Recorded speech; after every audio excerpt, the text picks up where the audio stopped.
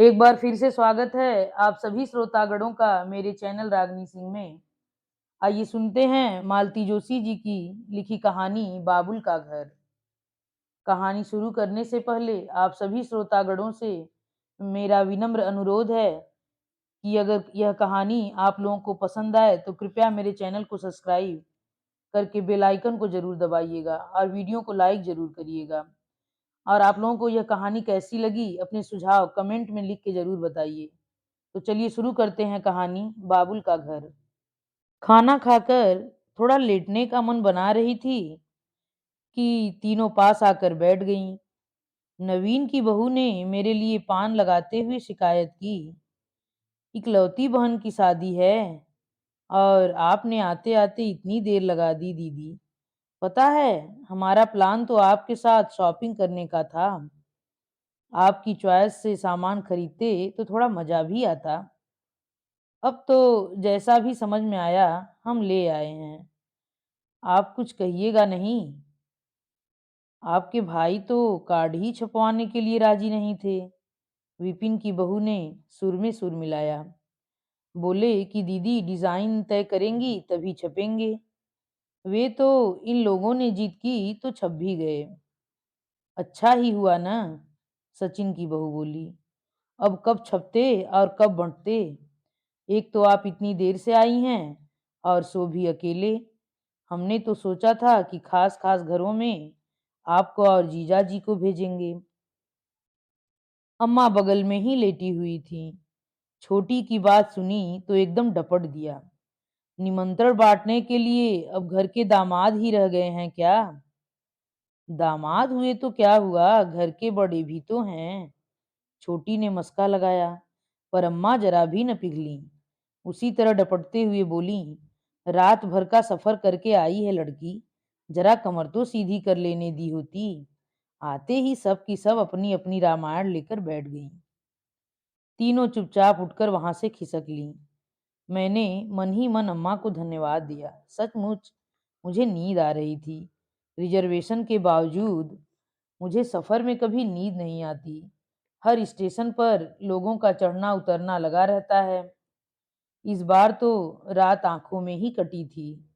अटैची में 10,000 रुपए थे जो मुझे सोने नहीं दे रहे थे।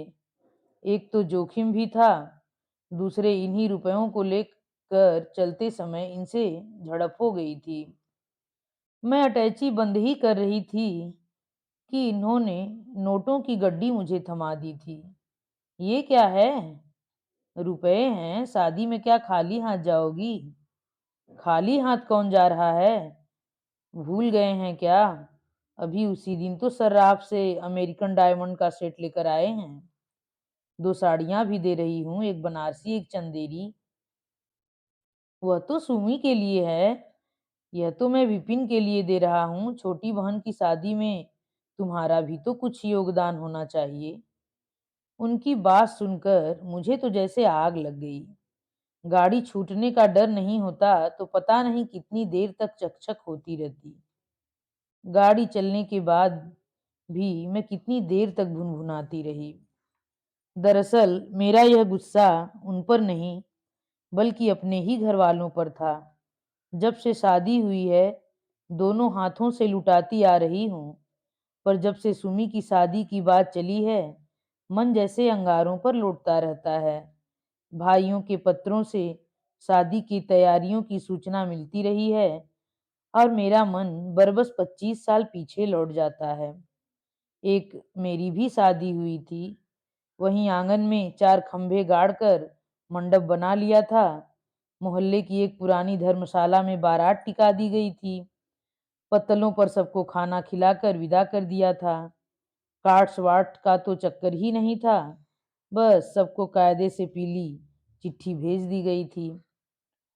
अब तो बड़े खूबसूरत कार्ड्स छपे हैं, अंग्रेजी के अलग हिंदी के अलग। स्थानीय लोग हैं फिर भी उनके लिए होटल में कमरे बुक किए गए हैं। शादी के लिए हॉल किराए पर लिया गया है। बाकायदा रिसेप्शन के कार्ड्स अलग से लगाए गए हैं। उन लोगों की कोई मांग नहीं है, बस चाहते हैं कि शादी ठीक से हो।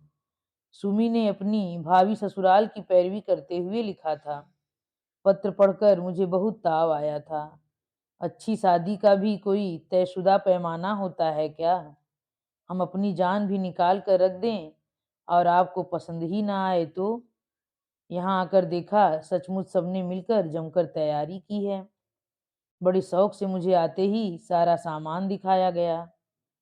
सोचा होगा कि दीदी पीठ थपथपाएंगी, शाबाशी देंगी, पर दीदी को होश ही कहाँ था। उसकी नज़रों में तो वह फटीचर दहेज घूम रहा था, जो उसके साथ गया था। उसे लेकर कितनी बार कितनी बातें सुननी पड़ी हैं, इसका कोई हिसाब नहीं है। आंख बस लगने वाली ही थी कि अम्मा फुसफुसाई, पम्मी बहुत ज्यादा थकी न हो तो चल तैयार हो जा। ये देवियां सो रही हैं, तब तक चुपचाप सुनार के यहाँ हो आए। किसी को भनक भी पड़ गई तो एक न एक साथ हो लेगी। मैं तो हैरान रह गई। आरती में 5 पैसे भी चढ़ाने होते हैं तो अम्मा को बेटे बहुओं के आगे हाथ पसारना पड़ता है, और अब वह सुनार के यहाँ सबसे छुप कर जा रही हैं। कुछ बेचने जा रही हैं क्या? पर अब तो बेचने के लिए कुछ भी नहीं बचा है। नाक कान हाथ पैर सब तो खाली हो गए हैं। अम्मा ने सचमुच किसी को भनक नहीं पड़ने दी। दरवाजे से बाहर निकलते हुए बस विपिन के बेटे को जता दिया कि जरा बाजार जा रहे हैं, देर हो सकती है। घर से बाहर निकलते ही मैंने रिक्शा रोक लिया। रिक्शे में चढ़ते हुए अम्मा बोली, इसलिए तो सब तेरी बाट जोह रही थी। मतलब जानती है ना कि दीदी के साथ बाजार जाने से सवारी की सुविधा हो जाती है।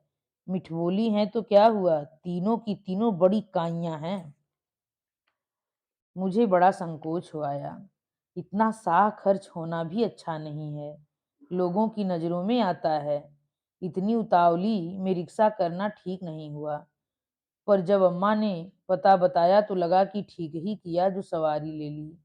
उतनी दूर पैदल तो मेरे फरिश्ते भी नहीं जा सकते थे। अम्मा ने एकदम शहर के दूसरे छोर का सुनार ढूंढा था। शायद गोपनीयता ही उनका मुख्य उद्देश्य रहा हो। अम्मा को देखते ही सोनी जी की बाछें खिल गईं। उसने कहा, आइए माता जी। मैं तो सोच रहा था आप ऑर्डर देकर भूल ही गई। अरे नहीं सोनी जी, ऐसा कहीं होता है। बस बिटिया का इंतजार था। आज तो आई है, मैंने आराम भी करने नहीं दिया और ले आई। मेरा माथा ठनका। भला मेरा इंतजार क्यों था? सोनी जी जैसे ही इधर उधर हुए, मैंने अम्मा से कहा, परसों तुम्हारे दामाद आ रहे हैं अम्मा, तब आ जाएंगे। अभी तो मैं इस तैयारी से नहीं आई थी। तू चुप कर, अम्मा ने डपट दिया। तुझसे पैसा कौन मांग रहा है? यह तो और हैरानी वाली बात थी।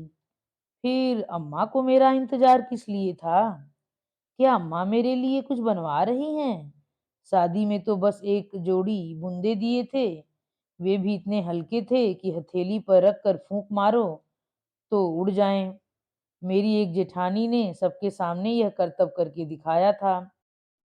शर्म से मैं पानी पानी ही हो गई थी।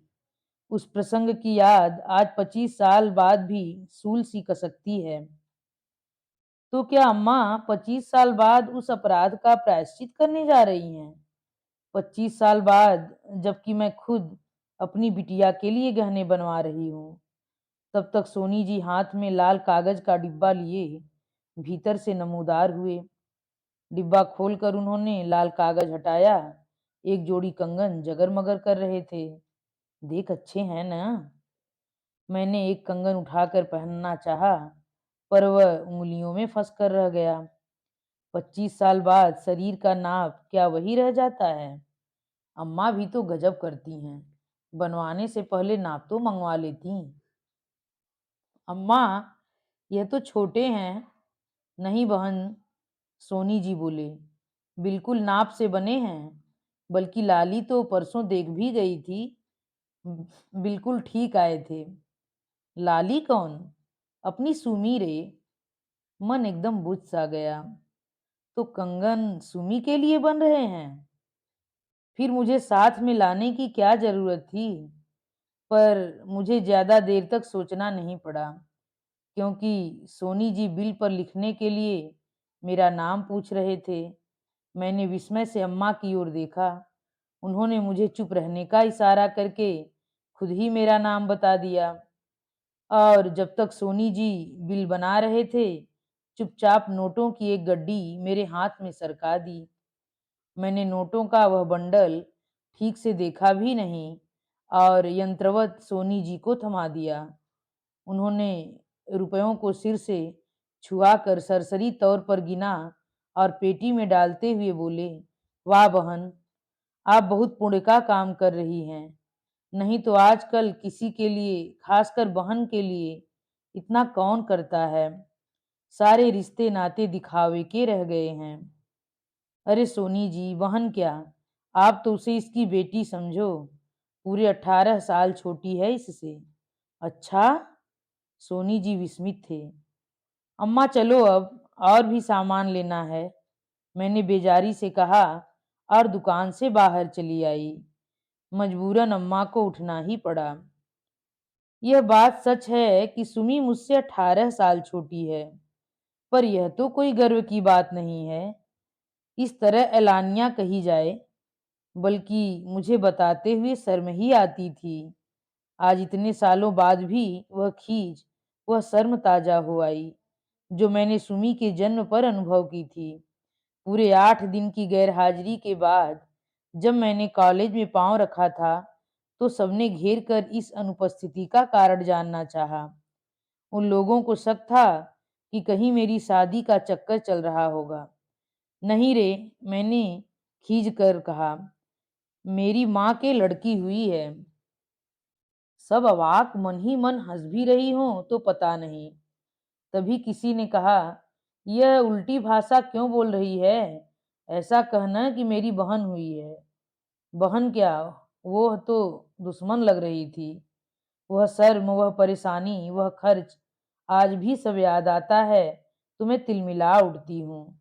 सुमी के होते ही मेरी पढ़ाई ठप हो गई थी, क्योंकि अम्मा की तबीयत खराब चल रही थी। घर में देखने वाला कोई न था। सुमी के होते ही मेरी शादी का कार्यक्रम अपने आप 4-5 साल आगे खिसक गया था। सुमी के होते ही मेरे दहेज में भी कतर ब्योंत शुरू हो गई थी। क्या एक ही पर सब लुटा देंगे? घर में एक और बेटी भी तो है, उसके लिए भी तो कुछ रखना है। सुमी के जन्म के बाद 5 साल तक मैं घर में ही बैठी रही। न पढ़ रही थी, न नौकरी कर रही थी, बस घर में बैठकर अम्मा के बच्चे पाल रही थी। मेरी सारी हताशा उस पर ही उतरती, जो घर भर के लिए खिलौना बनी हुई थी। बाबूजी तो दिन दिन भर उसे गोद में उठाए घूमते। एक दो बार किसी ने पूछ ही लिया, आपकी नातिन है, तो झेप कर रह गए।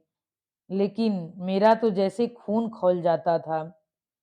अम्मा कुछ स्वस्थ हुई तो मेरी शादी की बात चलने लगी, पर कहीं मेरा साधारण रूप रंग आड़े आ जाता, तो कहीं ग्रेजुएट न होना बाधक बन जाता। पैसे की तंगी तो खैर थी ही। ईश्वर ने कहीं न कहीं मेरे लिए भी दूल्हा तजवीज कर रखा था। इसलिए 23वां पूरा होते होते मेरी शादी हो गई। घर वर बहुत अच्छा नहीं था, पर इससे अच्छे की हमारी क्षमता भी नहीं थी। पर विधाता ने शायद भूल से ही मेरे भाग्य में ऐश्वर्य लिख रखा था। शादी के 2 साल बाद ही किसी ज्योतिषी ने बताया कि मिट्टी का व्यापार करो, फायदा होगा। पहले तो पार्टनरशिप में ठेकेदारी शुरू की, वो ऐसी चल निकली कि पीडब्ल्यूडी की क्लर्की छोड़ कर उसी का दामन थाम लिया। आज लाखों में खेल रहे हैं। इधर बाबूजी एकाएक चल बसे तो अम्मा पर जैसे पहाड़ ही टूट पड़ा। बड़े कसाले में दिन काटे। मैंने हाथ न लगाया होता तो शायद मेरे भाई पढ़ भी न पाते। विपिन ने पॉलिटेक्निक का कोर्स तो मेरे पास रहकर ही किया था। उसकी नौकरी के बाद थोड़ी राहत मिली। फिर एक एक कर सचिन और नवीन भी पढ़ गए, नौकरी से लग गए। विपिन की शादी अम्मा ने बड़ी धूमधाम से की। शेष दोनों अपनी मर्जी से अपनी बहुएं ले आए थे। अम्मा उसमें भी राजी हो गई थीं। ज्यादा टीम टाम के लिए पैसा ही नहीं था। सबकी गाड़ी पटरी से लग गई थी, यही गनीमत थी। पर वह नाजों पली जो घर भर की आंखों का तारा थी, उसकी बड़ी दुर्गति हुई। वह तो आकाश से एकदम धरती पर आ गई। कहाँ तो घर भर उसके इशारों पर नाचता था, कहाँ वह बेचारी भैया भाभी के हुक्म की गुलाम बन गई थी। उनके बच्चों को संभालते हुए किसी तरह अपनी पढ़ाई कर रही थी। हाई स्कूल के बाद की पढ़ाई तो उसने ट्यूशन पढ़ाकर ही पूरी की। विपिन ने तो एकदम हाथ खींच लिया था।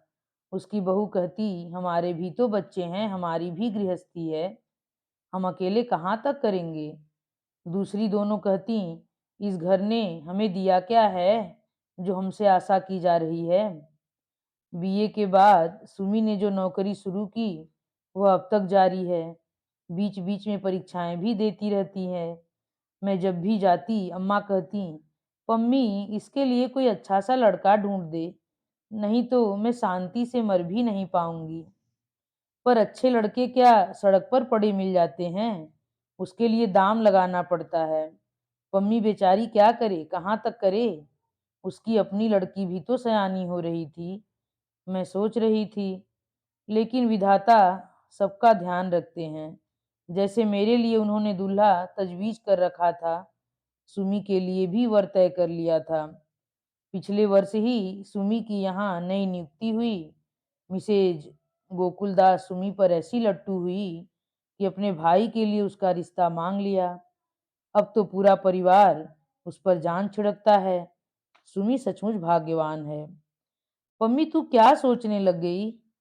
सोच रही थी तुम्हें एकाएक ये लॉटरी कैसे लग गई।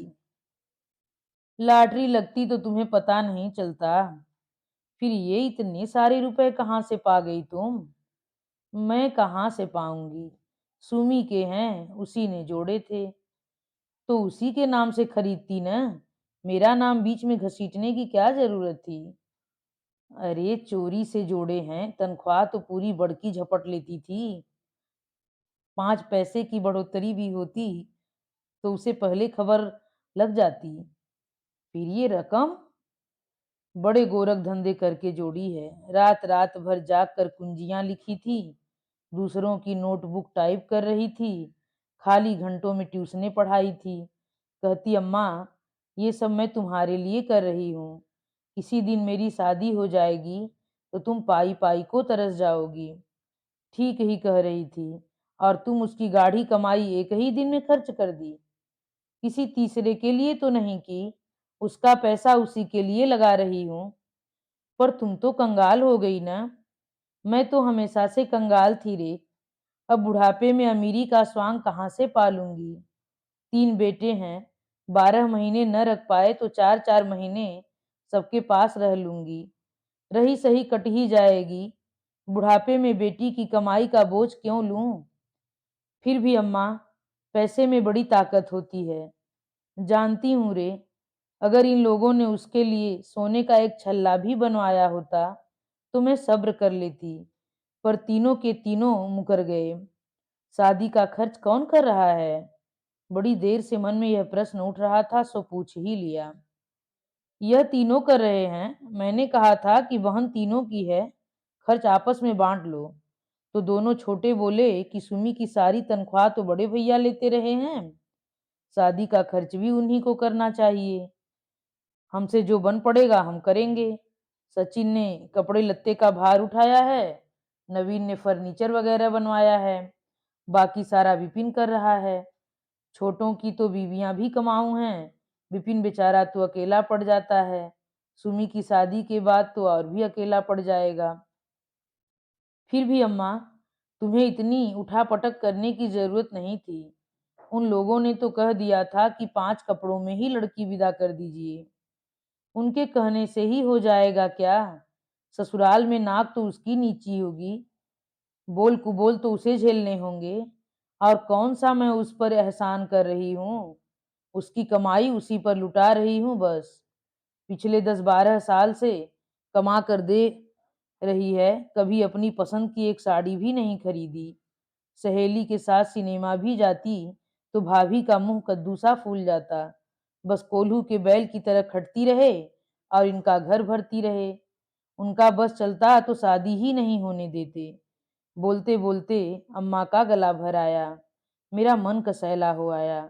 सुमी 10-12 साल से कमा कर दे रही है। शायद इसीलिए अम्मा के मन में उसके लिए इतना दर्द, इतना प्यार है। इसीलिए उसकी शादी में जरा भी कोर कसर उसे स्वीकार नहीं है। अम्मा, मैंने कहा, मुझे तुम लोगों ने 4 साल तक घर में बिठाए रखा। नौकरी करने दी होती तो शायद।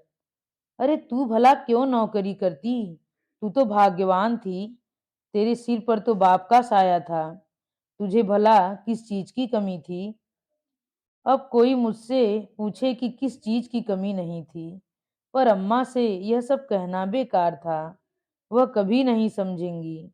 और अब इतने सालों बाद कहने का मतलब भी क्या है? घर में पांव देते ही अम्मा ने मेरी दानवीरता का बखान करते हुए कंगनों का प्रदर्शन कर डाला। मेरी जय जयकार करना ही बाकी रह गया था।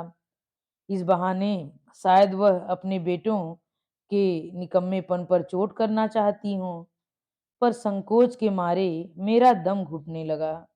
कपड़े बदलने के बहाने मैं वहां से उठ आई। पीठ फेरते ही सुनाई पड़ा, नंबर 2 की कमाई है, इसीलिए झमाझम बरस रही है। दूसरा स्वर उभरा, नंबर 2 का ही हो या 3 की, बहन पर ही तो बरस रही है। भाई भतीजों को तो कभी चांदी का छल्ला भी नसीब नहीं हुआ। मन हुआ कि पलटकर कह दूं कि भाई लोग आज जो भी हैं, किसके दम से हैं, ये उन्हीं से पूछ लेना। पर कुछ कहने सुनने का उत्साह ही जैसे निचुड़ गया था। अम्मा के कमरे में आकर देखा, सुमी उदास सी खिड़की के पास बैठी थी। अभी तो कुछ देर पहले वह बाहर बैठी थी। भीतर कब चली आई पता ही न चला। सुमी, कंगन देखे? हाँ अच्छे हैं, थैंक्स। अब ये थैंक्स किस लिए? सुमी, कम से कम तुम तो यह नाटक मत करो। संकोच के मारे मेरा वैसे ही दम घुटा जा रहा है। अम्मा ने बैठे बिठाए अच्छी मुसीबत में डाल दिया। सुमी कुछ नहीं बोली। और सुनो, तुम्हारे लिए मैं एक अमेरिकन डायमंड का सेट और 2 साड़ियां लाई थी। साड़ियां तो मैं तुम्हें अभी दे दूंगी, पर सेट रख लूंगी। तुम मेरे यहाँ पहली बार आओगी ना, तब दूंगी। अम्मा की वजह से वैसे ही हमारी नंबर 2 की कमाई का खूब गुणगान हो रहा है। डायमंड सेट भी देख लेंगे तो कहने वालों का मुंह और खुल जाएगा। सुमी ने एक गहरा निश्वास छोड़ा। मैं चौंक पड़ी। सुमी, तू इतनी उदास क्यों है? तुम्हें तो खुश होना चाहिए। मनपसंद दूल्हे से शादी हो रही है, और शादी भी भाई लोग अपनी सामर्थ्य के अनुरूप अच्छी ही कर रहे हैं। फिर दुख काहे का? मेरा दुख तुम नहीं समझोगी दीदी। तुम्हारे सामने तो यह सब सहज घुली बात करते हैं, पर इनकी असलियत मैं जानती हूँ। मेरा मन तो इनके ताने सुन सुनकर छलनी हो गया है। लगता है जैसे मैंने इनके बच्चों के मुंह का कौर छीन लिया है। एहसानों के तले दब गई हूँ मैं। इससे अच्छा था कि किसी मंदिर में फेरे पड़ जाते। महेश भी राजी थे, पर अम्मा नहीं मानी। उन पर तो जैसे पागलपन सवार हो गया है। जरा सी भी कोर कसर बर्दाश्त नहीं होती। उन्हें अपने मन की कर लेने दो सुमी। घर की आखिरी शादी है, लेकिन मेरे जाने के बाद वह कितनी लाचार हो जाएंगी, इसकी भी खबर है। मैंने तो कभी भाइयों के आगे हाथ फैलाने नहीं दिया। पाई पाई जोड़ रही थी कि बाद में भी उन्हें कोई तकलीफ न हो, पर जिद पर अड़ गई कि मेरे लिए जमा किया है तो मेरी मर्जी से ही खर्च करना पड़ेगा। रो रो कर कस्में दे देकर सारा पैसा निकलवा लिया। बोली, भाइयों की सामर्थ्य नहीं है तो क्या हुआ, अभी तो मैं बैठी हूँ। मेरे रहते तुम खाली हाथ ससुराल नहीं जाओगी। अभी कुछ समझ में नहीं आ रहा है, शादी का जोश चढ़ा हुआ है, बाद में बैठकर रोएंगी। अम्मा तो जब रोती तब रोती। अभी तो सुमी ने ही रोना शुरू कर दिया। मेरी समझ में नहीं आया कि उसे क्या कहकर सांत्वना दूं। बस यूं ही पीठ पर बालों पर हाथ फेरती रही। रुलाई का आवेग कुछ कम हुआ तो वह बोली, दीदी तुम भाग्यवान थी। बाबूजी के राज में शान के साथ इस घर से विदा हुई थी। जाते हुए तुम्हारे मन पर न किसी के एहसानों का बोझ था, न किसी की चिंता थी। पर मैं तो जैसे दुर्भाग्य लेकर ही पैदा हुई हूँ। कभी खुलकर हंसना ही नसीब नहीं हुआ, अपनी शादी पर भी नहीं। सारी खुशियों को जैसे ग्रहण लग गया है। मैं भाग्यवान हूँ। थोड़ी देर पहले अम्मा ने भी यही कहा था, अब सुमी भी यही कह रही है। क्या होता है भाग्य? क्या होती है भाग्यवान की परिभाषा? मैंने सुमी की ओर देखा। अभी-अभी रो चुकी उसकी आँखें एकदम सूनी थीं। उन आँखों में न लाज के डोरे थे, न सपनों के रंग। शायद कई रातों की जागी हुई थी। आँखों के नीचे स्याह घेरे बन गए थे। दुल्हन क्या ऐसी होती है? चेहरे पर जरा भी रौनक नहीं थी। मैं तो सोच रही थी कि इंजीनियर पति पाकर वह उड़ी-उड़ी फिरती होगी, पर उसके पाँव में तो जैसे किसी ने मन-मन भर की बेड़ियाँ डाल दी थीं। अम्मा की चिंता में तो वह हँसना भी भूल गई थी। शादी के वक़्त लड़कियों पर कैसा निखार आ जाता है, पर इसका तो अपना चंपई रंग भी मटमैला पड़ गया था। और हैरत की बात तो यह थी कि घर में किसी को इसकी चिंता नहीं, सब अपने-अपने हिसाब-किताब में व्यस्त। मैं भी तो उन सबसे अलग कहाँ हूँ। जीवन में पहली बार सुमी के लिए मेरे मन में ममता जागी। उसके बालों पर हाथ फेरते हुए मैंने कहा, सुमी, तेरे जीजा जी ने तेरे लिए 10,000 रुपए भेजे थे। मैंने सोचा था विपिन को दे दूंगी। अम्मा अगर पहले से थोड़ा इशारा करती तो कंगन के दाम मैं ही दे देती। पर खैर कोई बात नहीं। ये रुपए तुम अम्मा के नाम जमा कर दो और चिंता से मुक्त हो जाओ। हर महीने इन्हें कुछ न कुछ मिलता रहे ऐसी व्यवस्था कर देना। हारी बीमारी का न सही, पूजा पाठ का खर्च तो चल ही जाएगा। पहली बार मुझे लगा कि सुमी के चेहरे का तनाव कुछ कम हुआ है और लगा कि हंसी की एक हल्की सी किरण बस फूटने को ही है। और इसी के साथ ये कहानी समाप्त होती है। आप सभी लोग यूं ही मुस्कुराते रहिए। धन्यवाद।